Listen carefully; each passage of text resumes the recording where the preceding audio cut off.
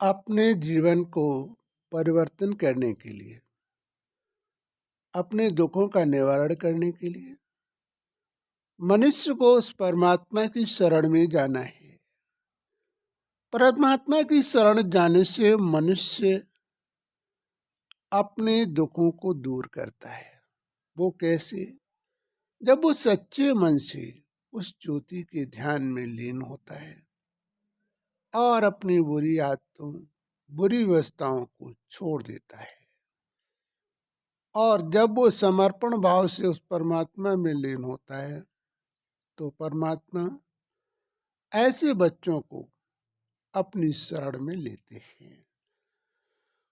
उनमें परमात्मा के प्रति संपूर्ण भावना, समाज को उस परमात्मा के दर्पण में ले जाना और जो है स्वयं को बदलना, दूसरों को भी अपनी व्यवस्था के अनुसार से परिवर्तन करना।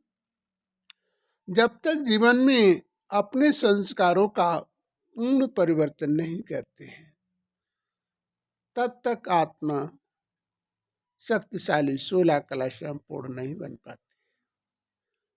और जब समर्पण भाव होकर 16 कला संपूर्ण बनती है तभी वो आत्मा स्वर्गमयी दुनिया में जाने की अधिकारी होती है, जहाँ राजा तथा प्रजा में किसी प्रकार का भेद नहीं होता है। राजा प्रजा की बात पर ध्यान देता है और प्रजा राजा की बात पर ध्यान देती है।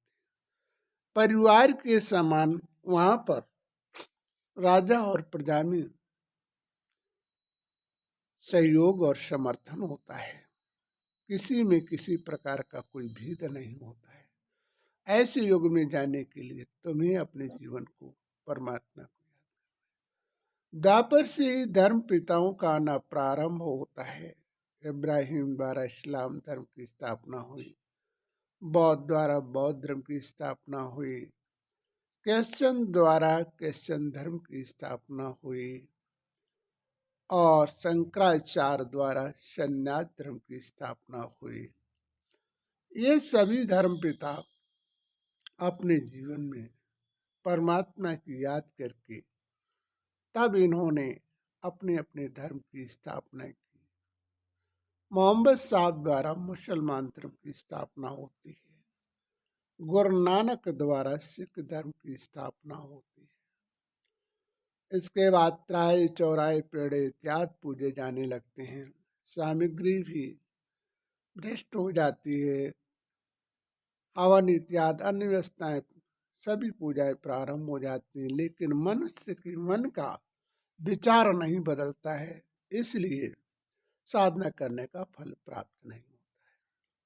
कलयुग के अंत में मनुष्य अपने जीवन को सही तरीके से परिवर्तन करके बदलाव कर सकता है। तो हमें अपने जीवन को वास्तविक परिवर्तन करना चाहिए और सच्चे मन से इस कलयुग के अंत में परमात्मा की याद करके देव पद प्राप्त करेगा। इसी के बाद संसार का महाप्रलयकार होता है, परिवर्तन होगा, फिर पुनः इस स्वर्गमयी दुनिया की स्थापना होती है।